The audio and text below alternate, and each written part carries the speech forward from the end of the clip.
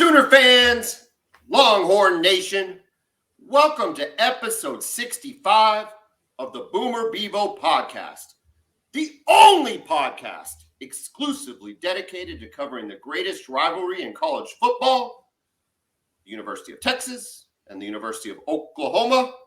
I'm here with my man Kevin Miller, who as of Friday is a year older, a year wiser, still wears orange. That's okay. I'm John Whitson.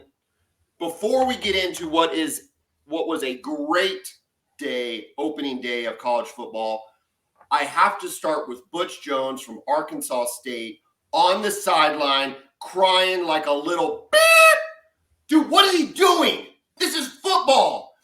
He's a grown-ass man, and he's sitting there having to get consoled by a safety.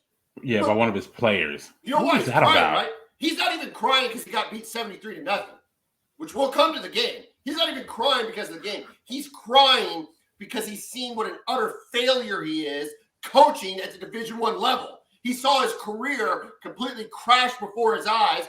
Oh, I was at Cincinnati. I was a jerk at Tennessee. And this is my penance to have to coach Arkansas State in 100-degree weather against a really good Oklahoma team. And I'm going to start crying.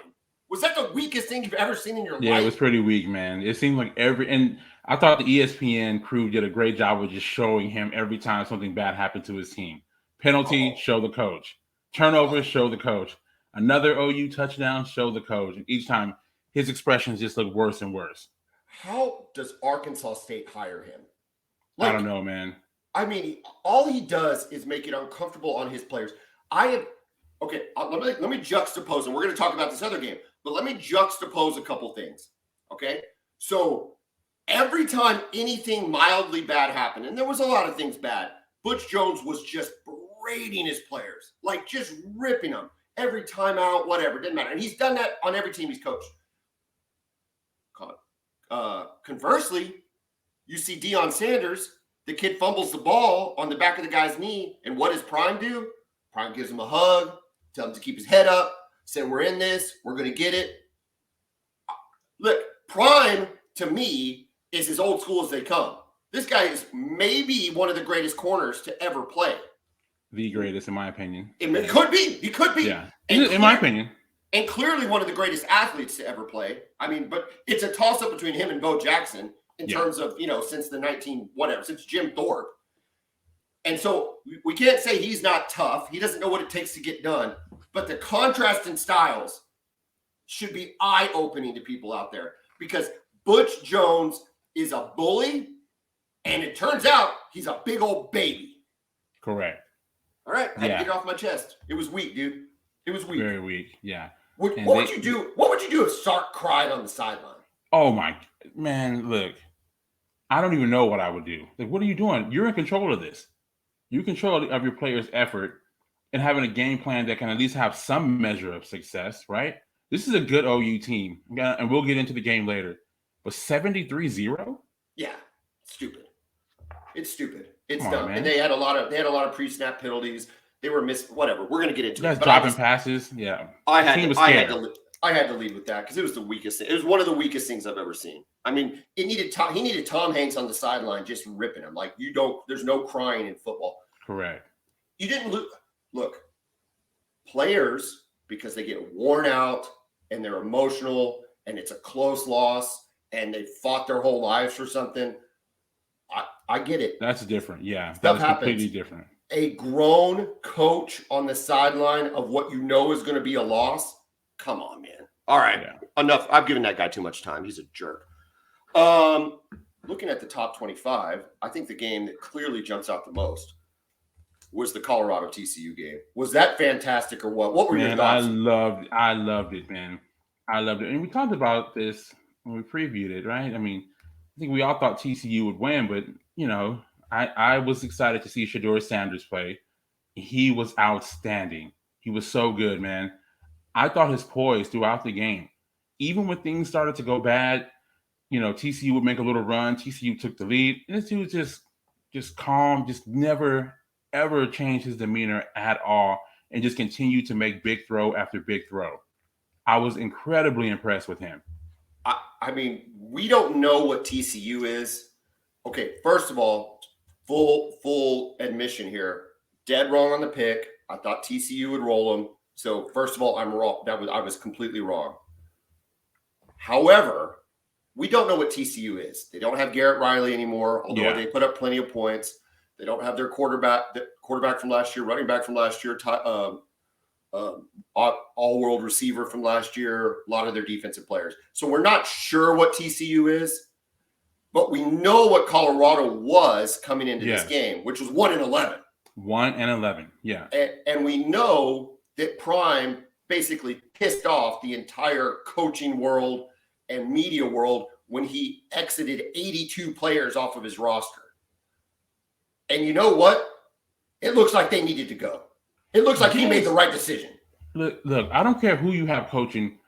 You can have Bob Stoops, Barry Switzer, Bear Bryant, Darryl Royal, any great coach in the history of college football. With that roster they had last year, you're not going to be successful.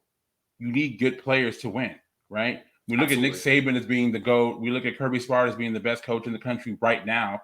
It's because they're great coaches, but they win because they have elite players. 1-11 roster was not going to get the job done. No. So he had to. Yeah. Look at those guys they had out there. They had dudes out there yesterday. You could tell they had dudes on the very first drive. Correct. And defensively, not even forget his kid at quarterback and the running back, which I thought was really good. But defensively, those guys looked like dudes. They were flying to the ball. Now, there was a lot of points scored. Obviously, they gave up 42. Yeah. But that, in some ways, it's the nature of college football these days. But my goodness. And especially, it's an explosive offense, right? TCU has athletes. Chandler Morris played well, too. He backed up for every time that Sanders delivered. Chandler Morris was, it was a shootout. Yeah. It was great. But man, Travis Hunter, though, this kid is unbelievable. If you follow recruiting, this shouldn't be a surprise to you, right? He was the number one recruit in the country 2 years ago, and he shocked the entire college football world by committing to play for Coach Prime at Jackson State. He was great for Jackson State last year, just hardly anybody saw it, right? But to see this guy come out and play the entire game, what do you have, 126 snaps or something like that? Yes. When's the last time we saw that? The last time I can remember a player playing the entire game like that was Chris Gamble at Ohio State back in 2002. You remember him? And it wasn't in Fort Worth on September 2nd in 100-degree weather, probably plus 115 on that turf. Correct. He was unreal at receiver and at corner. I don't even know what his best position is. That's how good he was playing both.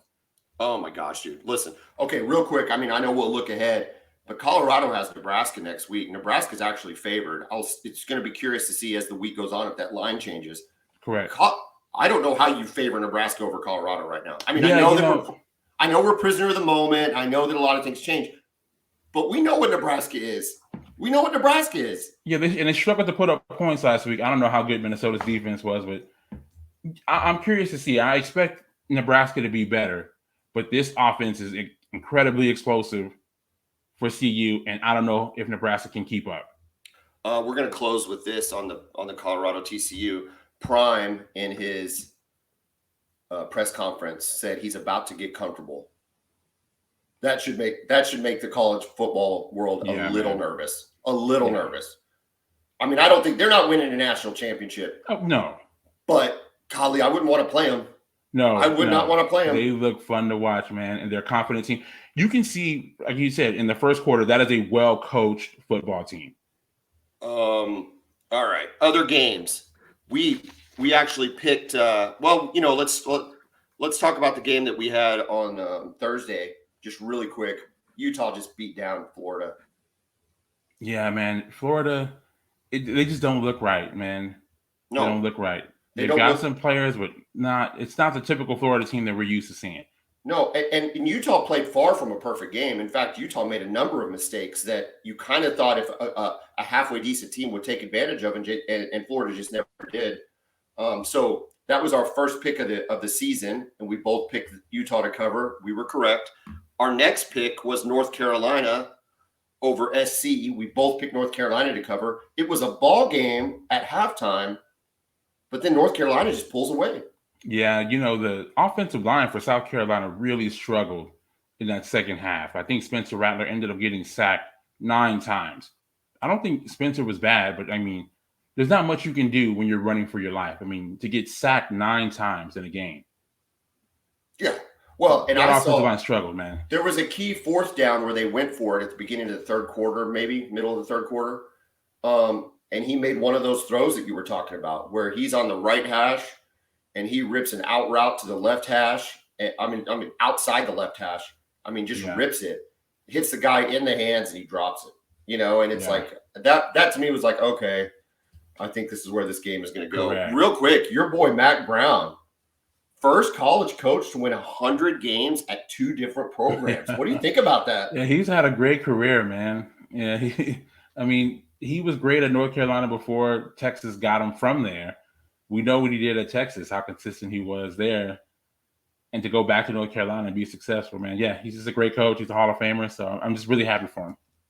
No other big surprises in the top 25. Everybody else really kind of unloaded on their competition. So, although real quick, Caleb Williams, holy crap. Did you see that play he made on the sideline? Man, he's otherworldly. He's otherworldly. I don't know. Again, I don't think their defense is any good, but man, he sure is. Holy cow. But here's the bigger issue. If anybody wants to know why Oklahoma and Texas need to leave the Big 12, they need to take a look at the games from yesterday. Not a great day for the Big 12 conference yesterday, especially the new and future members. Let's talk about Oklahoma State to begin with. They tried 3 different quarterbacks against Central Arkansas. I mean, are they even an FCS team? Are they an FBS team? I don't know. They're FCS, right? Yeah, correct. They only win 27-13.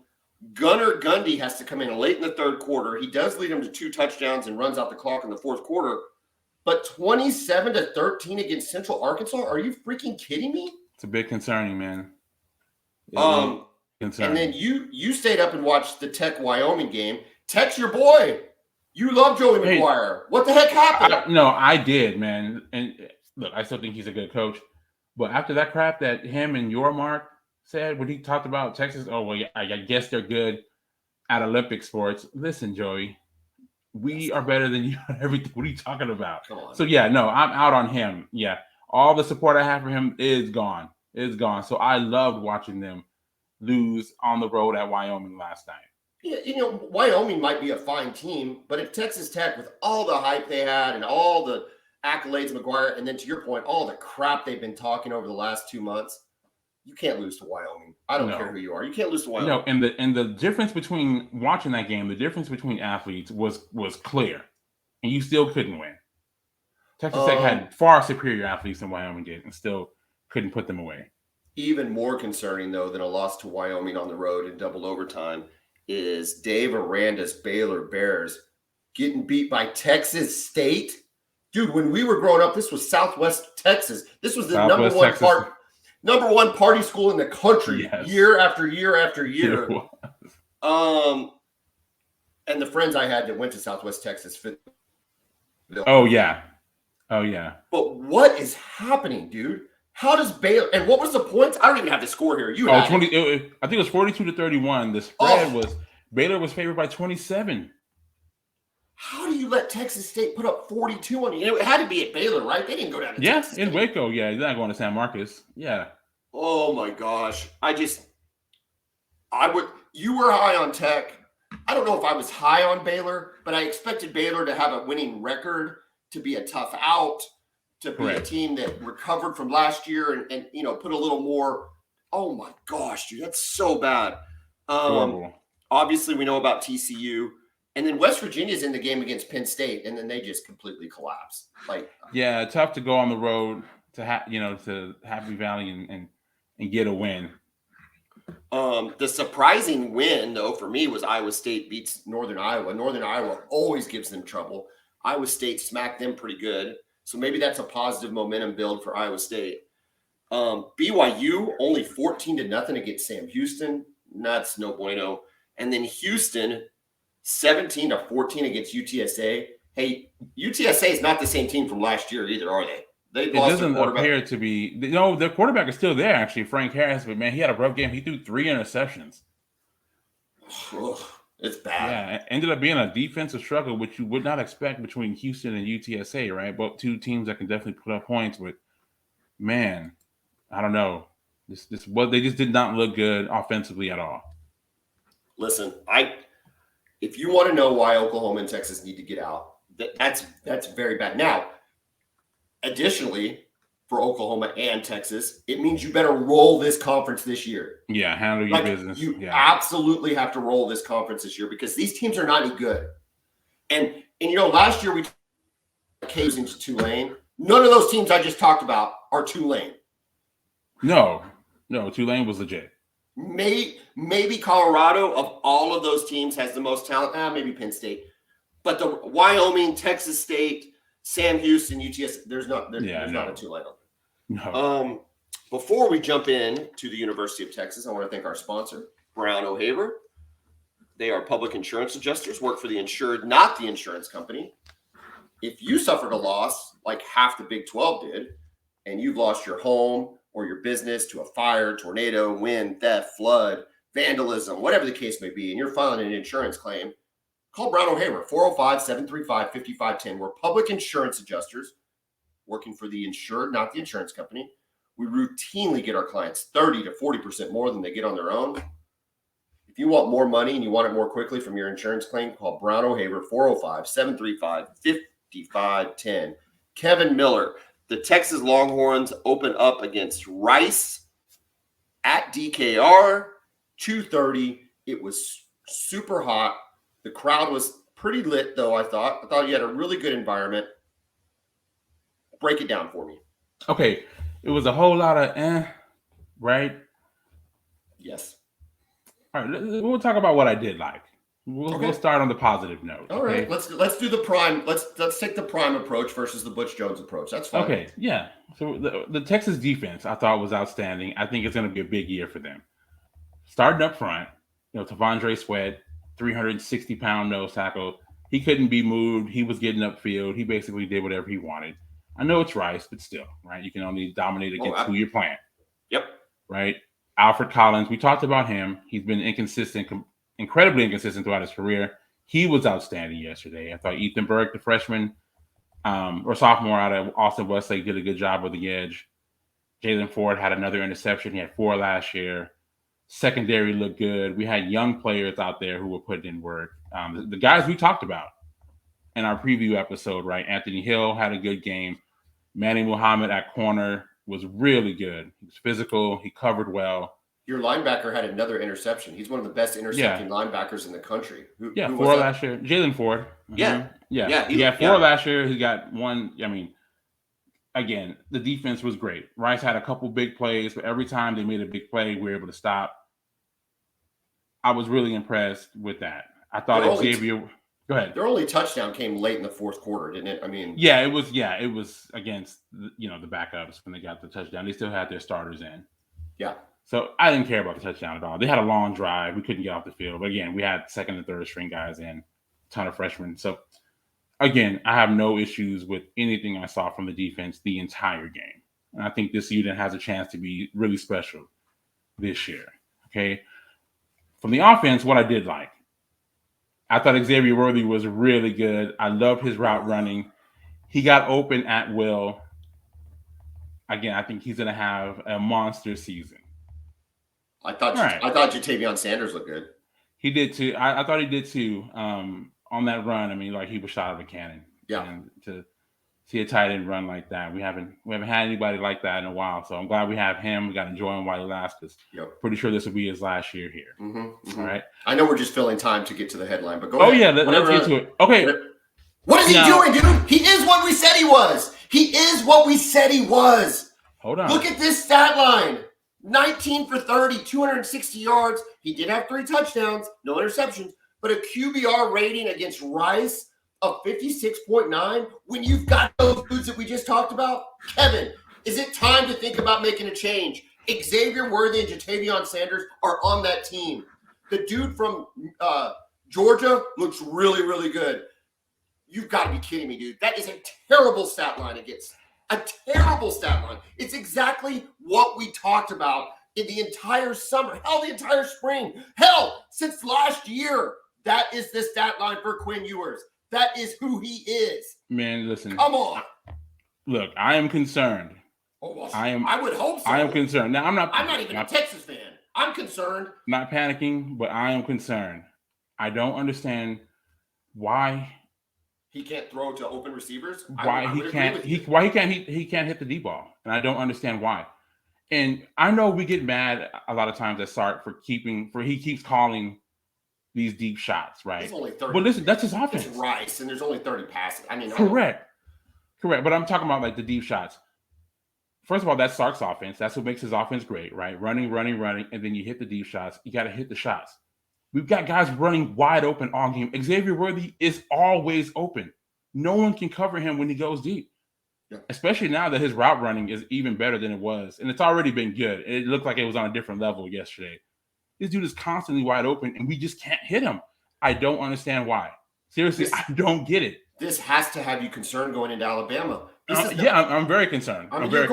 You're going to Tuscaloosa, where the defense is only going to be about 20 times better than what you saw yesterday. Correct.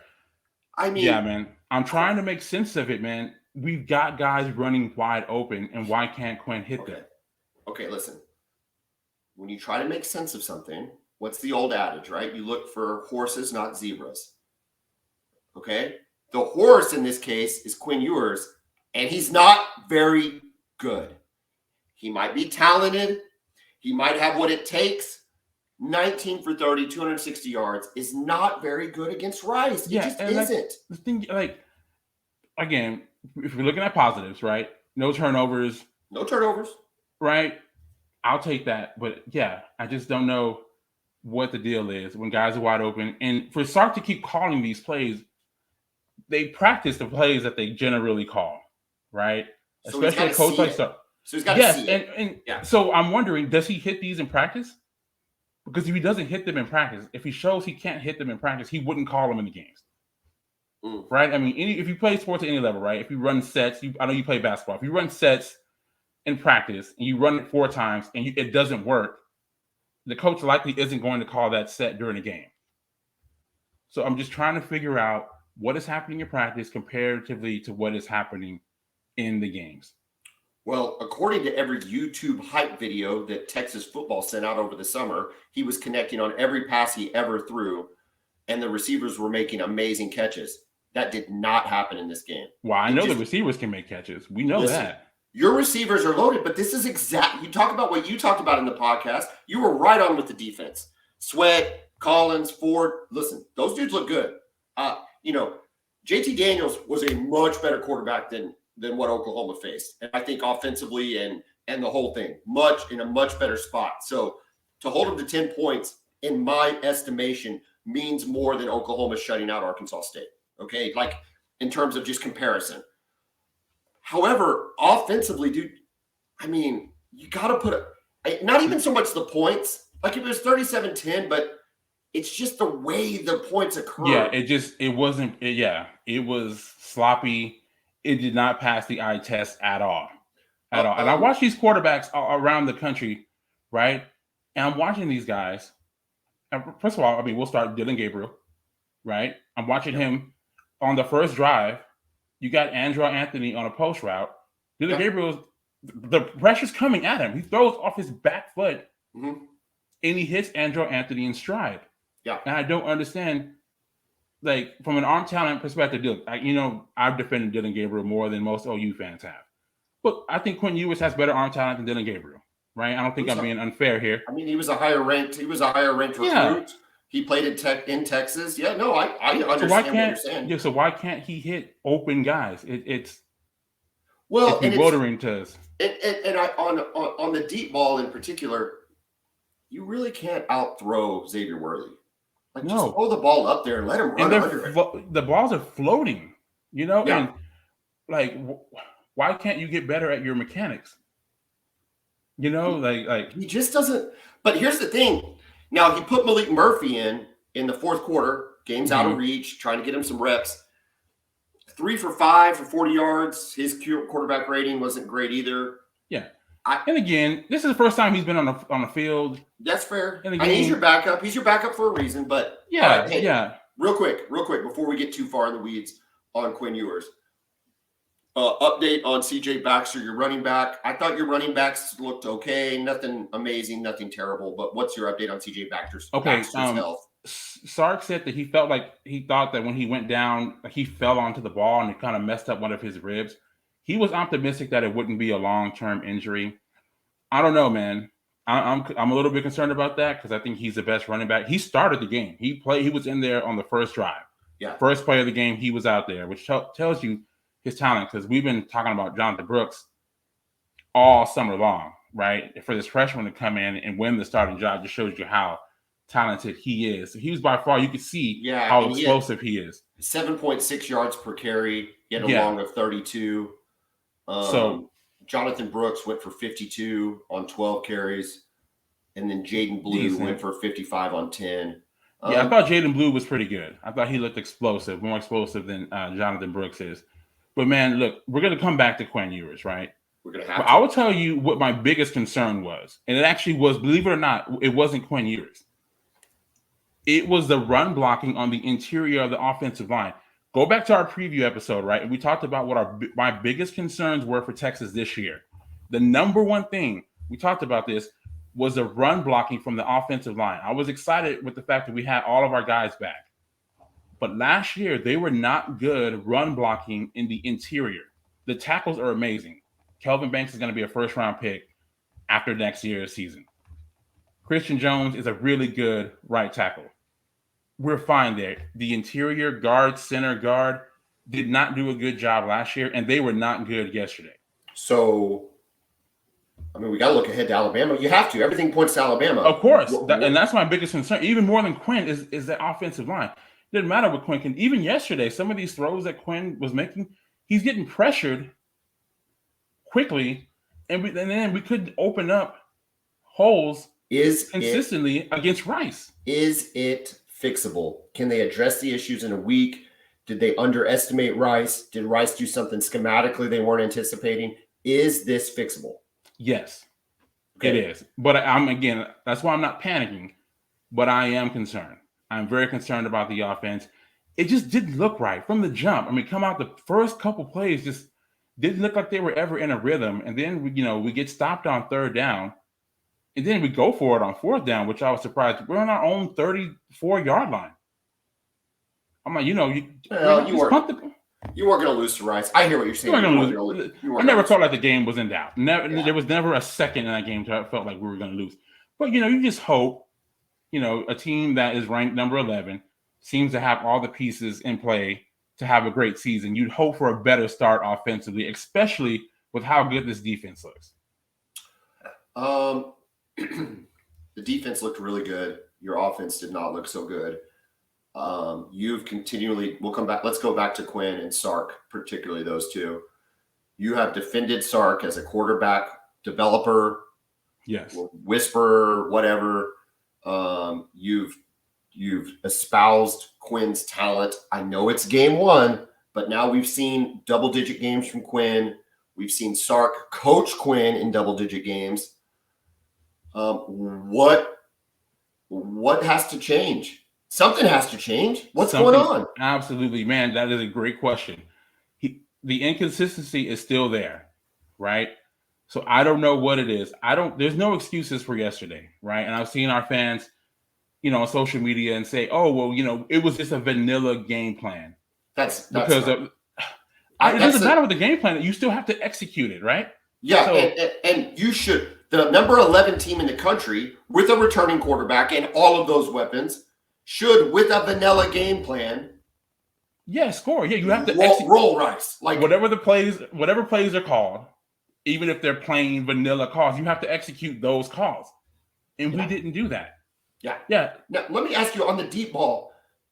First question for those who maybe didn't watch it. I watched a lot of it, but I just want to kind of dissect this a little bit. Excuse me. Hold on. Let me get some water. Talk for a second. Well, again, like you were saying, right, the deep ball. We call these plays. Sark does a really good job of setting up runs running the ball to set up the play action, right? Okay. So we show these looks. Go ahead. So here's my question, right? Is when you set up those plays and then it's the deep ball, it's a two-part question. The first one is, are they open? Okay, that's number one. Number two, is it Quinn's decision to throw the ball to the deep ball, or is he missing some underneath passes that would be easier and progress the offense and get him in a little bit better rhythm? Well, here's the thing. He's good. He's fine in the intermediate game, especially working the sidelines. He's great at that. But the shots are there. That's part of the offense. It's one of the most important part of the offense. Run the ball to take the deep shots.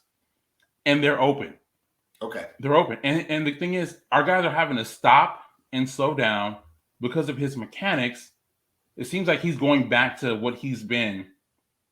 And it's just a poor mechanics, throwing off his back foot, throwing off platform, especially when the rush is there. You know what it seems like for him? He's still learning how to play quarterback. Yeah, that's weird. You know what I'm saying? It is weird. That's it weird. is weird, right? The kid's played quarterback since the 4th grade. Like, I know, and it's like he doesn't appear to have great situational awareness. I saw too many times he stepped up too soon when there wasn't a rush there. Like, he's kind of jittery in the pocket.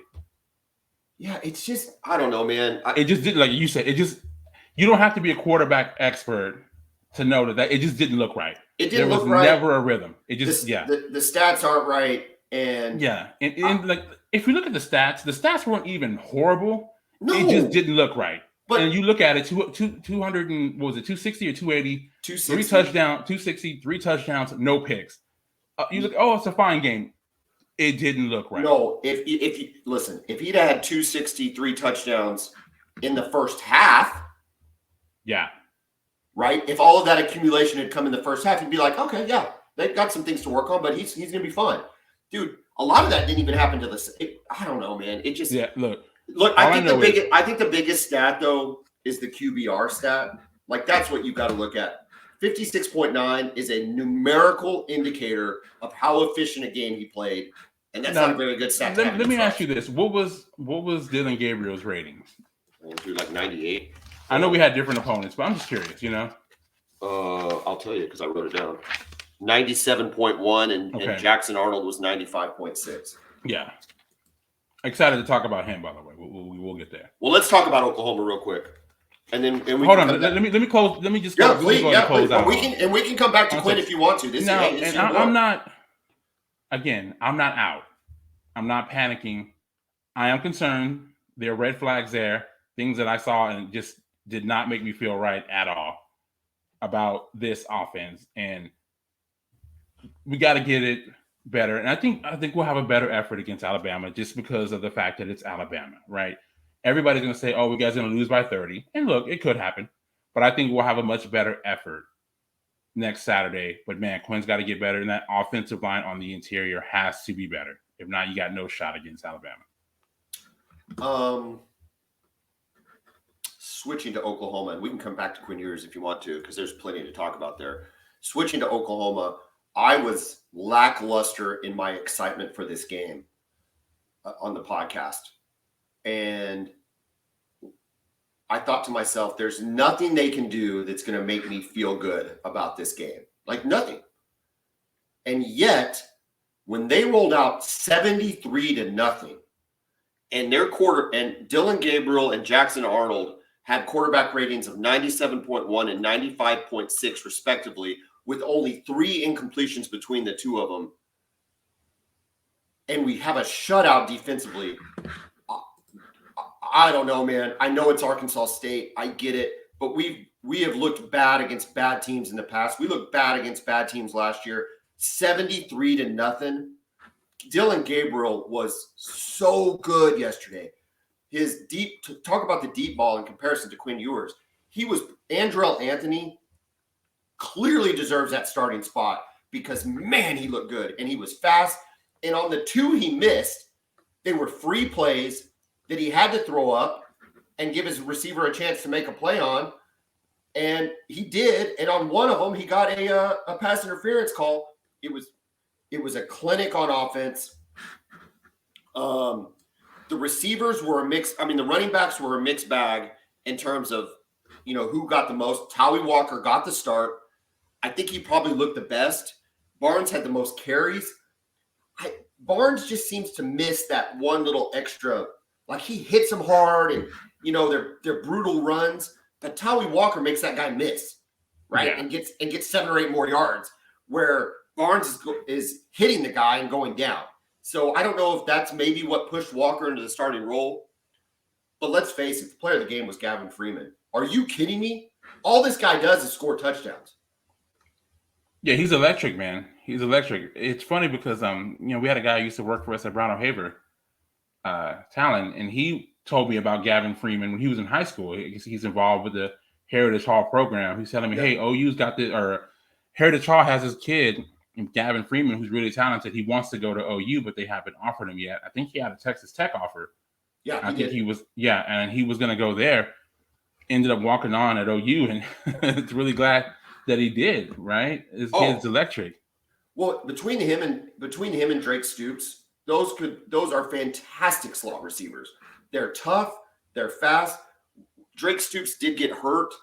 Looks like a shoulder injury. Hopefully, just a sprain.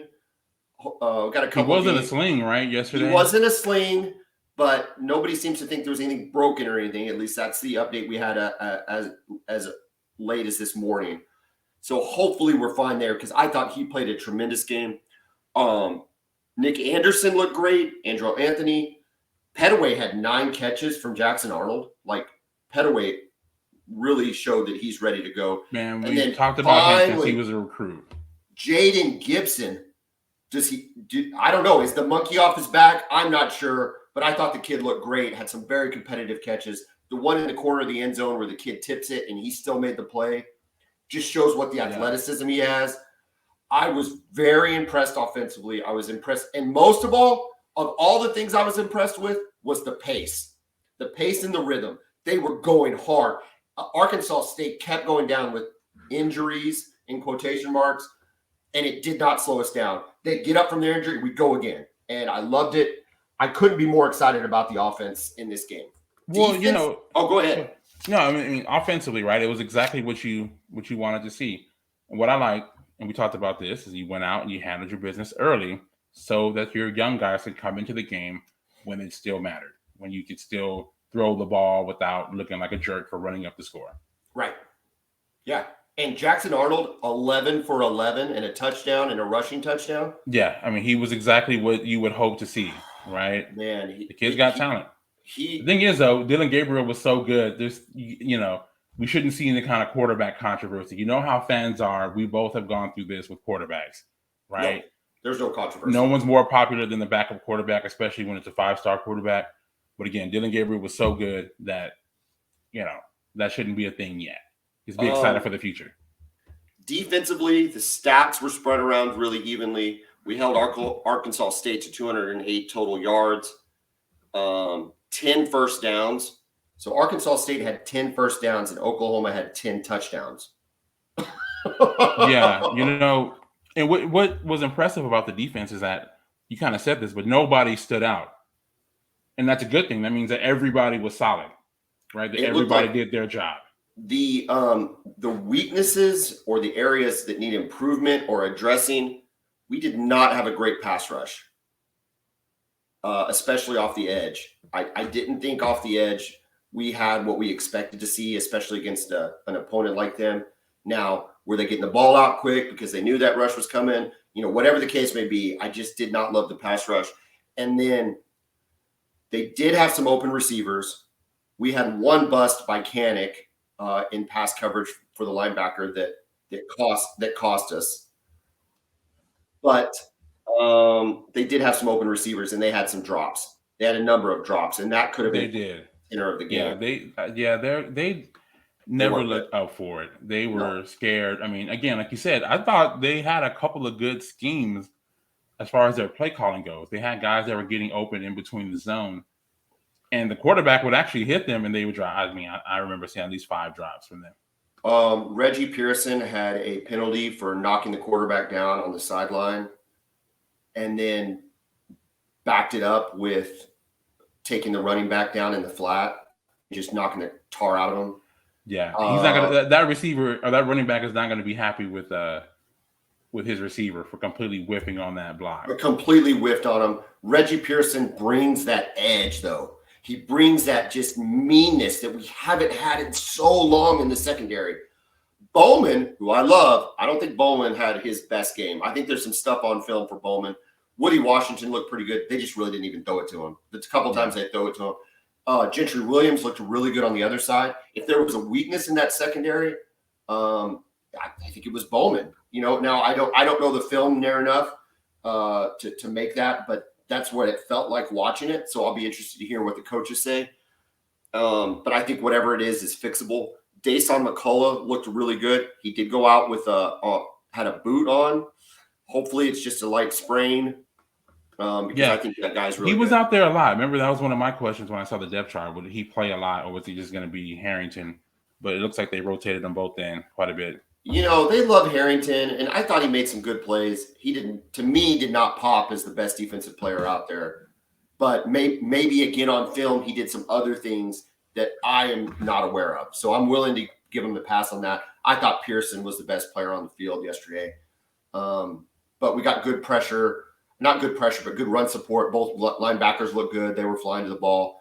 It's hard to get too excited about the defense when Arkansas State was just so bad. But bad. All you can hope for is that you dominate, and you dominated, right? So you want to feel good about your team going into week 2. I think you guys learned from last year, right? And we've all been there. You see a couple good performances, and then you think, oh, this is amazing. And you kind of come back down to earth. But again, all you can do is play against the team that's in front of you, and you completely dominated this game. Kept the foot on the gas, which I like. Right. Well, you talked about having a vanilla offense. I mean, they're not rolling out all the plays in their playbook against Arkansas State, but what they rolled out, they executed on. Yes, just execute the offense. These are the same plays we practice all the time. And again, going back to Texas, maybe Rice ran some stuff that confused them. I don't know. But again, execute what's called, and that's exactly what OU did with 2 quarterbacks. And you got to have Jackson Arnold come and play the entire second half, at least until the game was completely out of reach, right? Yeah. He was able to run the offense, not just come out and hand the ball off every play. No, he was able to run the full offense, and he looked pretty damn good doing it. 11 for 11, a touchdown and a rush. And I knew he was mobile, but man, they like to run him right up the middle. Like they think he's a big, tough kid that they're willing to run right up the middle. Now I know it's Arkansas State, but here's the thing, though. He's your number 2 quarterback. You can do that. Yeah. Right? You can come and remember Tim Tebow in 2006? Yeah. But he's not as big, but what is he? 215? He's a big, tall kid, though. That's big. You're right. And then he's just a better thrower of the football than Tebow was. Let's put a bow on this game. We beat down Butch Jones, and that felt really, really, really good. The level of competition will step up pretty significantly, I think, against SMU. And it's going to be really exciting to see if Gabriel and that offense can continue to look as good as they did. If they do, they are going to be scary good, especially against this schedule. I don't see SMU being able to slow your offense down. I think the biggest test with SMU is going to be your defense, because I think they're able to put up points. They have a really talented quarterback. We kind of talked about him, Preston Stone, right? He was a high 4-star kid. He's going to be a test, and they've got good receivers too, and their schemes can get guys open. So I think that's going to be it's going to be a check. So we'll see what the defense is about. We'll have a little bit better indication of what the defense is like. And that pass rush is going to need to get better, that you said you weren't super impressed with. We're going to need to see a better pass rush. Well, and they put Adibari in. PJ Adibari played in the second half quite a bit. I didn't see him a ton in the first half. I might have missed him. I was going back and forth between that Colorado game. I saw all the plays, but I just might have missed some substitutions or whatever. But in the second half, he looked okay. There was some athleticism there. So maybe he's an option. We'll see against SMU. Yeah, that has to get better, and we've got to tighten up the pass, especially against a team like SMU. We've got to tighten up some of those receivers, because Arkansas State had some open. I don't know what drops were, but they had a significant number of drops that would have changed the tenor of that game. Yeah, And, we'll have more on our preview episode coming up later this week. But you know, this could be a little bit of a shootout. I just don't see them being able to keep up. No, I don't know, man. I don't want to be a prisoner of the moment. I don't want to be too excited, and I know it's Arkansas State, but my goodness, that it was really good. Couple of news and notes from the weekend since our last one. Dominic McKinley doesn't choose Oklahoma or Texas. He chooses A&M. Texas A&M. I got to tell you, whatever. He didn't choose Oklahoma. That's fine. But what is it about it? To me, it almost like has to be the money, because I don't know why you want to go play at A&M. They're not good. They haven't been good. I don't see a scenario where they are good. And I just don't get it. Like, from an environment standpoint, I can't imagine the environment is better than it is at Oklahoma or Texas or LSU or even Ohio State. You mean the on-campus environment? Well, maybe not the on-campus, but the team dynamic. Oh, okay, yeah. It doesn't appear that way. The on-campus environment is probably second to none. I mean, their game day, their game day and all that stuff. Is incredible. But I mean, man, come on, dude. They're 5-7. Like, they're just not any good. Yeah, it's interesting, right? And they have so many good defensive linemen. That's the crazy part. It's not like they're just recruiting, wide receivers and running backs. They've got a whole stable of 5-star defensive linemen. Oh, how did they do in their first game? They blew out New Mexico, and I will tell you that their quarterback, Connor Wegman, looked really good. Okay. And apparently Bobby Petrino called the entire game. He was calling the plays.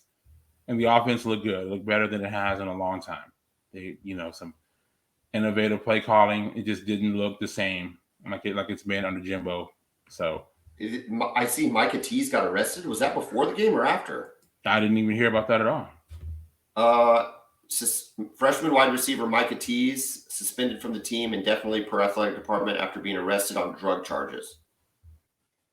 Say when?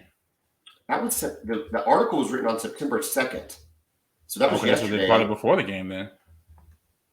Oh, it was before the game. They play later in the afternoon. I would imagine so. I mean, unless he got arrested after the game. And by the time the game was over and everything, you would think it would be after midnight. So this is pretty weak. I mean, look, you and I have talked about the whole pot situation in the world, and I don't smoke pot. You don't smoke pot. I think it's really stupid, but we're talking some edibles and marijuana possession. Oh, well, I mean, yeah, we'll see how long that suspension lasts. Yeah, in this world, in this climate of, and Micah Tease is from Oklahoma, where it's legal to have that. So it's just that's going to continue to be like a weird, kind of a weird storyline going forward, the marijuana issue. Yeah. Real quick on, give me something else. Just wanted to, let's see. Connor Wegman was 18 of 23, 236 yards, and 5 touchdowns. See, that's the stat line that you needed from Quinn Ewers. Yeah. It sounds like he did that in the first half probably too. He was still doing it in the third quarter, but he was just really efficient. That's the thing. He was efficient. It looked good. I didn't watch the whole game, but I was going back and forth, talked about the multi-view with the YouTube TV yesterday. Made it great for watching several games at once. That's new, right? Yeah, it is. And to be able to move the volume around and listen to the game, this is a game changer. If you're out there, the issue I had go ahead. Is that there were a couple of times where you couldn't choose your own multi-view. I wish it had that, because there were a couple of them there was one game that I wanted to see that wasn't included in the other ones. But I love the concept. I think it's going to be great. I think it's going to keep getting better and better. If you're out there and you're not on YouTube TV, I mean, I know it sounds like we're a sponsor for them or something. We're really not. We're just sports fans, and they just continually give the best experience watching sports. They really, really do. Mm-hmm. Yeah, and they're getting ready for the Sunday ticket. They have the exclusive rights to NFL Sunday ticket this year. I got the Sunday ticket. Sunday ticket. Yeah, you told me about that. Yeah, so that should be fun. Let me know how that goes. It'll be interesting. You think they'll be able to do multi-game view there too? I mean, I guess you don't have. Yeah, you can at least have a quad box. Yeah, because there'll be 4 games on at noon. The early games. Mm-hmm. This is great. This is exciting. All right, so Dominic McKinley leaves. Micah Tease is arrested. Oklahoma plays SMU. but more importantly, Texas plays Alabama. Your 2 early thoughts, or maybe appropriately early thoughts on the Alabama-Texas game next week. Prime time, Tuscaloosa, matchup of the season for Texas.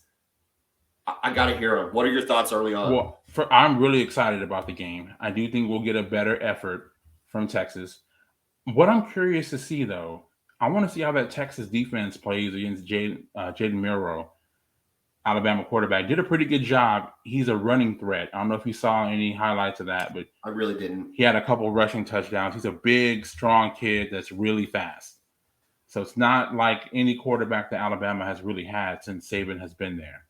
So I'm curious to see how the Texas defense adjusts to account for him running the football, because honestly, I can't tell you when the last time Texas faced a really athletic quarterback like that. I mean, obviously Kyler Murray comes to mind, but that was way back in 2018. So just in last year, he's more athletic than like Jalen Daniels at Kansas, or did y'all not have to face him? He was not really. We faced him, but he had just come back off that shoulder injury. He wasn't really himself. I mean, is the quarterback from Alabama more in like I mean, I know he's not Cam Newton, but in a Cam Newton mode? Like, you know what? He's more like Jalen Hurts. Oh, really? Okay. Yeah, but he might be even a little bit faster than Jalen. I don't know if he has a command of the passing game that Jalen. But Jalen didn't. I was about to say Jalen didn't have a command of the passing game at Arkansas. No, not in Alabama. So no, I've always said this. To me, that's Lincoln Riley's greatest accomplishment as good as he's been with quarterbacks, is getting Jalen Hurts from being. I don't think he was even draftable to being a second-round pick in 1 year. Jalen Hurts, I think, is a different dude, right? The things he says and the things he does and all of this, but he reminds me of like a Buddy Hield, somebody that just continues to improve every single year. Yeah. And that is hard to do once you're a 3-year pro or a 4-year pro, but every year he shows improvement and he's better than the year before. And he adds a dimension to his game every single year. And it's really, really impressive because he's got the big contract. He's got all of that. I mean, he was a stud in that Super Bowl. He was not the reason they lost that game, even though he threw an interception. So Jalen Hurts is impressive. All right, back to the Alabama game. I just worry about Quinn Ewers. I think it's Quinn in the offensive line, man. Yeah, exactly. If we see first quarter Quinn of last year, I think you've got a shot at this game. But after what I saw, I just have a hard time picking Texas to cover. I really do, man. Yeah. What's the early line? It had been around 7 before. I don't know if it's changed since yesterday. Let's see if I can get you an early line. I'll get you an early line here. We'll see what we got. Real quick, we have one more game to play before we can officially close out the week. But I am 4-0. You are 3-1 because you picked Texas to cover. This is like the first time I've been ahead of you in years, or a year at least. I don't know. Do they not have the Texas line out yet? You know, like I said, last I saw it was 7, but I just don't know if it's DraftKings, I don't think has the line out yet. Yeah. Nebraska and Colorado. Colorado is actually now favored 2.5. Colorado's favored 2.5. That's an update. Clemson, Florida State's out right now. I don't know why we read that out so early. What's our line for tonight? LSU and that is dropped -1.5 LSU. When we picked it, it was at 2.5 when we picked it. Let me see. It's going to be a fun game tonight, man. I'm really excited to see, can Florida State knock them off in back-to-back seasons? Because I've seen both of those teams picked by a lot of people to make the college football playoff. I'm surprised that the LSU line has gotten smaller. I mean, maybe that's concern on their running back, I'm guessing. Yeah. Then Mason Smith, their really good defensive tackles out again. And apparently there's some concerns with them at corner. Oh, wow. And we know what Florida State has a receiver, especially with Johnny Wilson out there. We both picked LSU to cover at 2.5, so that's where the bet is. That's where our line is. That's where we put the money on. So at a 1.5, it makes me just a little concerned that the line's moving in the wrong direction for us, but that's okay. Kevin, a fascinating first week between Prime, between Butch Jones crying, Quinn's performance leaving you befuddled. Really, really good week. Obviously, next week is where the rubber meets the road for Texas. Oklahoma gets a jump up in opponent, but the storyline is Texas, Alabama. So I can't wait till we record our pregame on Wednesday. There's going to be a lot to talk about then. But in the meantime, for all those that didn't know, Kevin turned 40 on Friday. Yes, sir. And he has a birthday. Kevin is like one of my children, where the birthday party started on Thursday for work. He's getting breakfast tacos, which nobody saved any for me. He's getting breakfast tacos on Thursday. He's got streamers. People are singing him happy birthday. It's now 4 days later, 2 days after his actual birthday, and he still has another event with his family, or maybe Casey's family. I don't know. Yeah, Casey's family. Listen, man, I'm not celebrating. It's like a birthday week. It's like a birthday week. It's not a birthday. Look, man, I'm not celebrating. I'm being celebrated. It's a difference. Wow. Yeah. Well, 40, yeah, you know, 40 is a big year, bro. 40 is a big year. Congratulations, it is, man. And look, I'm never really big on birthdays, but hey, if the people close to me want to celebrate it, help me celebrate it, then I'm all for it, man. Okay, you're doing a brunch. Where are you going for brunch? Jones Assembly. Oh, listen, I went to Jones Assembly. I like Jones Assembly. Alice really, really likes Jones Assembly. They've got great coffee, drinks, and stuff. So make sure you order something there. Hey, if you want, I don't know, maybe the family wants to go alcoholic beverage, great breakfast alcoholic beverages. That's not my scene, but I'm telling you, it's pretty good. The first time I went to Jones Assembly, I ordered what was at the time, and I don't know if the price has gone up, was like $16 biscuit and gravy.